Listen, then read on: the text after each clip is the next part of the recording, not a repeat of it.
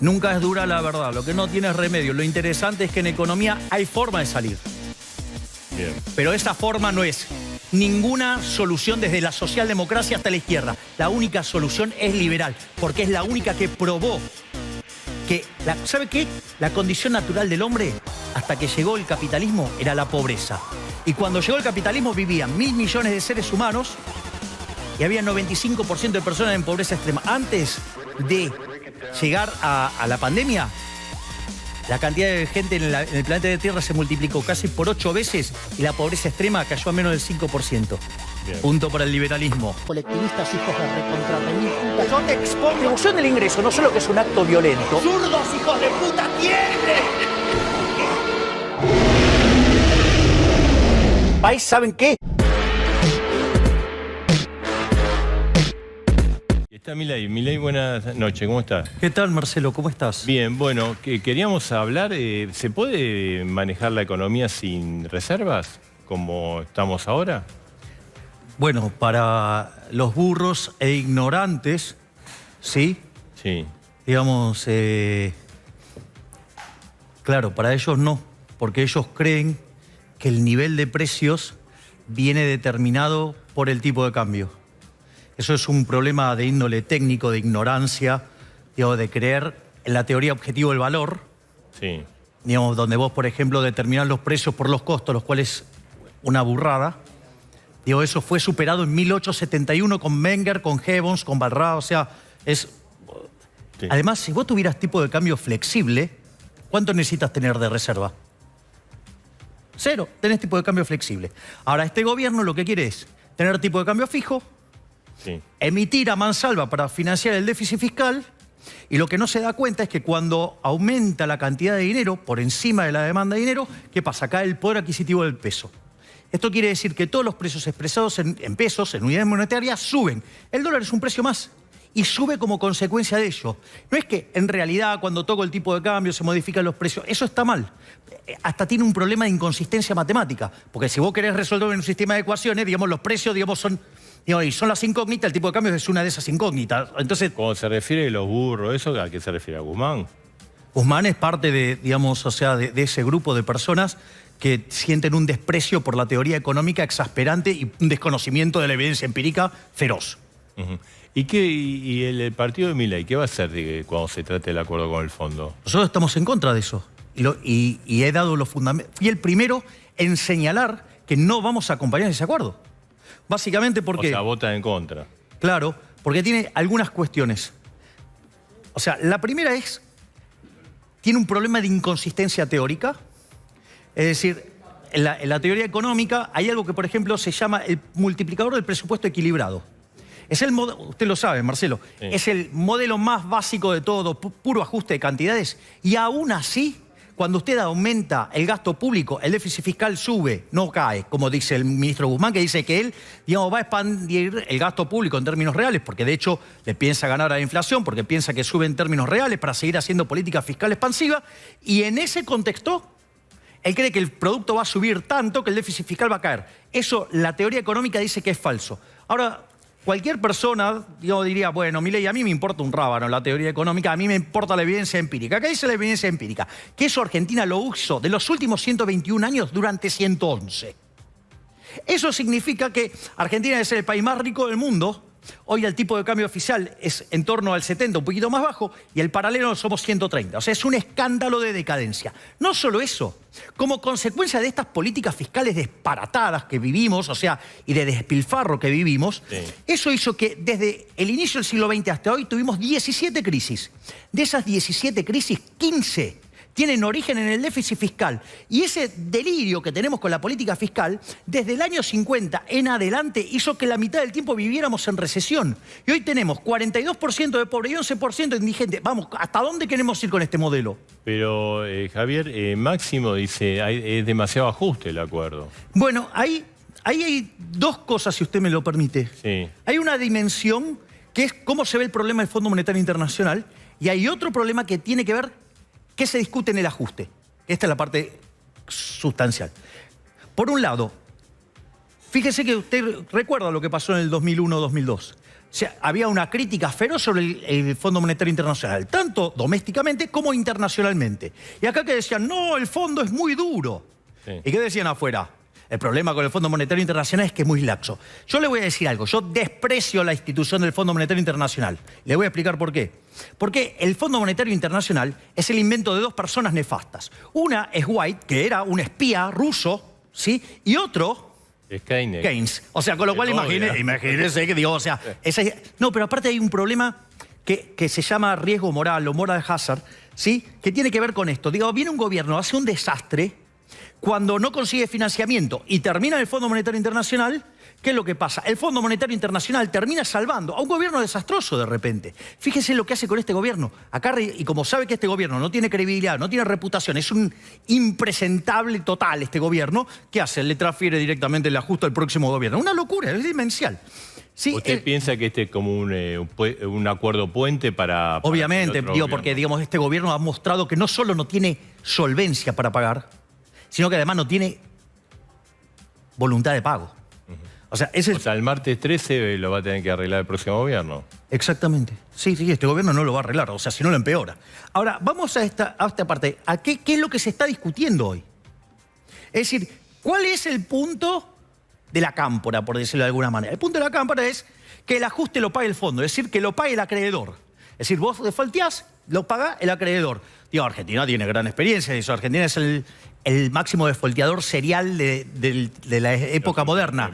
Sí, más que Ecuador. O sea, ya le ganamos a Ecuador, estamos para sacarle unos cuerpos ahí, estamos tomando impulso. Eso es por un lado. Entonces, dice que lo paguen los acreedores. Bueno, digo, eso implica tasas de interés astronómicas, después la economía no crece, no acumula capital, hay más pobres, más indigentes. Un desastre, pero no importa. Se equivocan la cámpora en eso. ¿Por qué? Porque cuando uno no le paga al fondo, ¿qué va a pasar con el precio de los bonos? Se va a destruir. Eso significa que el riesgo país se va a la estratosfera, eso te destruye la inversión, destruye la creación de puestos de trabajo, destruye los salarios reales, hay una multiplicación de pobres e indigentes. O sea, que creen que lo va a pagar el fondo y lo termina pagando la gente, por más que... Y la gente, digo, la pero Macri, queda pero Macri. Son ustedes que son unos inútiles. Llevan 2 años para arreglar esto, no lo hicieron. Primer punto. ¿Qué es lo que propone el ala moderada del gobierno y la oposición, digamos que no somos los liberales libertarios? Que hay que hacer el acuerdo. Ahora, ¿el acuerdo de quién paga el ajuste? O sea, porque lo que hay que hacer es que poner las cuentas fiscales en orden. El tema es quién paga el ajuste. El programa que manda el gobierno hace que el ajuste lo pague el sector privado. O sea, además de la inconsistencia macroeconómica, está el problema de que quiere que lo pague el sector privado. ¿Cómo? Apretando con la AFIP y además bajándole transferencias al sector privado. Yo no estoy de acuerdo con eso. Yo no estoy de acuerdo. Para mí el ajuste no lo tiene que pagar el sector privado, lo tiene que pagar la política. Ejemplo, se puede, por ejemplo, fíjese esto. ¿Sabe que usted le podría duplicar los ingresos a las compañías sin tocar la tarifa? Es interesante, porque no hay que cometer el error que cometió Aranguren de cargar todo sobre las tarifas. Lo que hay que hacer es recalibrar la ecuación económica financiera del contrato. Entonces yo, por ejemplo, le puedo incrementar los ingresos, se los puedo duplicar a las compañías. ¿Sabe qué? ¿Usted vio la boleta cuando viene? La mitad son impuestos. Elimine los impuestos. Elimine los impuestos a las... Ahí el Estado se va a quedar sin financiación. Entonces lo tiene que pagar la política. Entonces el dilema es, esto o que lo pague la política o que estalle. Y que cuando estalle se lleve puesto a la maldita casta política ladrona que nos está arruinando la vida. ¿Y puede estallar, digamos, la economía ahora en el corto plazo? Bueno, digamos, a ver... O como dijo Alberto, con el acuerdo evitamos un feriado cambiario. A ver, el problema es que el modelo que tiene el gobierno es inconsistente. Si usted hace déficit fiscal, no lo puede financiar con más impuestos. No lo puede financiar con endeudamiento. ¿Con qué lo va a financiar? Emisión monetaria. O sea, vamos a seguir dándole a la maquinita a lo loco. Y entonces, ¿qué va a pasar? Va a generarse un exceso de oferta de dinero, porque además nadie quiere tener los pesos en el bolsillo. Entonces, ¿qué es lo que pasa? Va a caer el poder adquisitivo del dinero. Entonces, como el dólar es un activo financiero, ¿usted qué hace? Va y compra dólares. ¿Eso qué hace? Aumenta la brecha. ¿Cuál es el problema de la brecha? El problema técnico. Esto es un poquito técnico, pero espero tratar de ser claro. Usted genera un exceso de demanda. Cuando usted tiene un exceso de demanda, quiere decir que en el resto de la economía hay un exceso de oferta. Por ejemplo, ¿qué significa en el mercado de bonos? Que se destruye el precio de los bonos, es decir, el riesgo país por la estratosfera. ¿Sabe cuánto tiene de riesgo país Ucrania? No, pero... Está, digo, tiene a los rusos a punto de una guerra. Menor que Argentina, seguro. Tiene 800 puntos de riesgo país. ¿Sabe cuánto tiene Argentina? Casi 3.000 en la punta corta. Vamos, o sea, está claro el problema, ¿no? O sea, somos más riesgosos que Ucrania, que tienen los rusos a punto de romperlos todos. Que esperemos que no suceda. A ver, no solo eso implica que se le va a destruir la inversión. Argentina, para poder mantener el stock de capital, necesita por lo menos una inversión de 6 puntos del PBI. Ese nivel de inversión no se alcanza desde el segundo gobierno de Cristina Fernández de Kirchner. O sea, imagínense, o sea, con lo cual nosotros por eso cada vez somos más pobres. Eso implica menos puestos de trabajo, menores salarios reales, tenemos los mismos salarios reales del 2003, más pobres y más indigentes. Lo que es cierto, Milei, que, digamos, el gobierno... usted manifiesta todos los errores, pero el gobierno, no en la última, pero viene ganando elecciones, digamos, el kirchnerismo de los últimos 20 años. Bueno, o sea, Cristina también hizo una política económica rara y terminó, digamos. Bueno, porque, a ver... Es como que se añora esos años. Lo voy a tratar de hacer con un ejemplo, porque esto lo va a clarificar mucho. Porque yo le digo, ¿sabe lo que pasa? Marcelo, se consumieron el capital. Y en algún momento un economista dijo una estupidez, dijo, vivieron en una ficción. Digo, si yo me compré un auto, una heladera, una casa o lo que fuera, ¿qué ficción? Lo toco ahí, me compré la mesa. Está acá, está acá. ¿Cómo me compré la mesa? Ese es el punto. Es decir, no es una ficción. Lo que pasa es que nos comimos el capital. Suponga lo siguiente, usted tiene un departamento. Sí. ¿Sí? Entonces, ¿qué hace? Lo hipoteca. ¿Qué le están dando? Plata. Entonces usted agarra la plata y se va y se la patina toda en Europa. Cuando no tiene más un mango, ¿qué hace? Se vuelve. Cuando usted se vuelve, lo están por ejecutar. Usted se quedó sin trabajo, no tiene un mango. ¿Qué va a pasar? Le van a ejecutar la casa. Va a quedar sin casa, va a quedar sin trabajo y va a quedar en la calle. Y usted va a decir, ah, bueno, pero antes estábamos mejor. Sí, claro, nos estábamos comiendo el capital. ¿Sabe cuál es el problema? Nos comimos el capital. ¿Sabe qué? Nuestra productividad se está destruyendo. No tenemos nada. ¿Sabe qué? Hoy tenemos un PBI per cápita que está, digamos, 14% debajo del que teníamos en el 2011. Está en el nivel de 1973. La productividad está en los niveles del año 50. Es decir, esto es un escándalo. Es decir, se comieron el capital. Con esta locura de que en realidad, digamos, keynesiana, de que, no sé si los vio, porque aparte lo dicen tanto lo de el oficialismo como una parte de la oposición. Digamos, usted tiene Junto por el Cambio. Sí, digamos, de hecho tiene a alguien con muchas aspiraciones que dice, no, bueno, porque en realidad, digamos, esto de estimular el gasto público y el consumo, digamos, genera más ingresos y genera más impuestos y permite hacer cosas. No funciona. Eso solamente destruye riqueza. Y ese es el caso argentino. O sea, le dieron tanta rosca o sea, uno no crece por acumular consumo, para darle rosca al consumo. Crece acumulando capital físico, capital humano y tecnología. Y eso se hace invirtiendo, ya sea invirtiendo en los fierros, o sea, en los capital físico, que para eso sabe que tiene que tener rentabilidad. Con esta presión impositiva es imposible. Y lo que tiene que ver con el capital humano depende de dos cosas, fundamentalmente. Que la gente coma bien y que la gente se eduque. En Argentina, digamos, o sea, los resultados de la educación son deplorables y además ya no les alcanza ni para morfar a los chicos. O sea, 2/3 de los chicos no les alcanza para comer. Es decir, estamos mal y vamos muchísimo peor. Milei, después vamos a hablar con Bernie, ¿no? ¿Qué posición tiene con respecto al tema de la droga, el narcotráfico?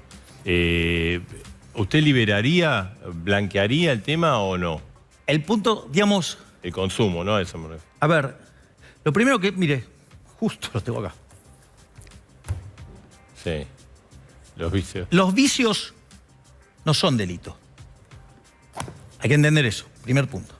Ahora, ¿cómo funciona esto? Esto es lo importante. La pregunta es, ¿usted vive en el mundo del anarcocapitalismo? No. No. O sea, usted tiene Estado. No solo que tiene Estado, sino que además tiene estado de bienestar, que además se ocupa de la salud, lo hace pésimamente, pero se ocupa de la salud. Acá la clave es que si usted, por ejemplo, si usted decide suicidarse, y lo decide hacer suicidándose en cuotas, que es drogarse, a mí no me molesta, usted haga lo que quiera. O sea, por mí, si usted se quiere suicidar, hágalo. No, digo, yo le voy a decir, mire, no lo haga, va la gente, su familia se va a sentir mal, sus amigos se van a sentir mal. Usted, digamos, o sea, mire, se pierde lo maravilloso que es la vida, pero usted dice, no, bueno, yo no quiero. Bueno, listo, ok. O sea, es una decisión personal. Como liberal, que yo creo en el respeto irrestricto del proyecto de vida del prójimo, basado en el principio de no agresión y en defensa del derecho a la vida, a la libertad de la propiedad, usted podría hacer lo que quiera. Ahora, ¿qué es lo que pasa? Eso es en el mundo narcocapitalista. En ese mundo no existe Estado. Usted toma la decisión y usted se hace cargo del costo. ¿Cuál es el problema cuando hay Estado? Cuando hay Estado, quiere decir que el que se droga me está pasando la cuenta a mí. Y ahí es donde se pudre todo. Es decir, la inconsistencia del oficialismo radica en que quiere drogas como si fuera un mundo anarcocapitalista, o sea, un mundo sin Estado, pero quiere Estado presente. Eso es una estupidez del tamaño de una casa, propio de las imbecilidades de este gobierno. Un gobierno que es tan imbécil que va a otro, le pide la escupidera a Estados Unidos y va a otros países y le pide, va y le habla mal de Estados Unidos.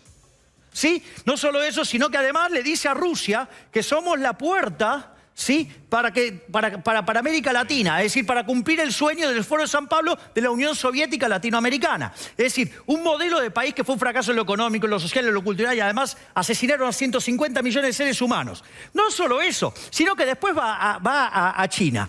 Digamos, va y hace una defensa encendida de ese modelo porque dice que se siente identificado el presidente con ese modelo inmundo, empobrecedor y asesino. Le rinde honores a un tipo que mató a 78 millones de seres humanos. Digo, nosotros, digamos, o sea, es un milagro que aún estemos vivos. Digo, porque están destrozando el país. O sea, o sea, es gracioso cuando el jefe de gabinete, canciller dice, no, porque el mundo está interesado en las cosas que dice Alberto Fernández. ¿Sabe qué le diría yo, Marcelo? Yo también estaría interesado, porque no puedo creer la cantidad de estupideces que dice. Es decir, nadie en el mundo racional, nadie va a comprender lo que está diciendo ese hombre. Milei, y hoy vio que esto está atado obviamente al tema del fondo. Se está hablando de pasar a la capital el tema de los colectivos y en un ratito vamos a hablar con Jorge Macri. Pero se habla, bueno, en definitiva, lo que está atrás es un ajuste de las tarifas. A ver quién le pone el gancho, ¿no? Bueno, usted es legislador por la capital. ¿Hay que traspasarlo? ¿Hay que bancarse? Vamos a ponerlo en otros términos. Si yo estuviera en otra posición, yo, digamos, o sea, dado el maltrato que recibe la Ciudad Autónoma de Buenos Aires, o sea, yo soy partidario de volver a la Constitución de Alberdi original, que no haya coparticipación. Que cada provincia, que cada digamos, estado provincial, si usted quiere, llámelo como usted quiera, se haga cargo de sus cuentas.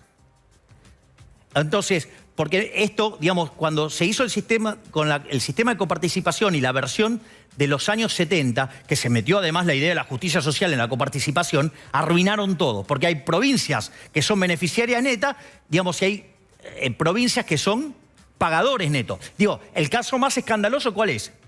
La Ciudad Autónoma de Buenos Aires. O sea, si yo estuviera al frente de la Ciudad Autónoma de Buenos Aires, no me quedaría de manera tibia y llorando y cuando me tocan, digamos, la coparticipación, o sea, lo compenso rompiéndole la cabeza con impuestos a los porteños.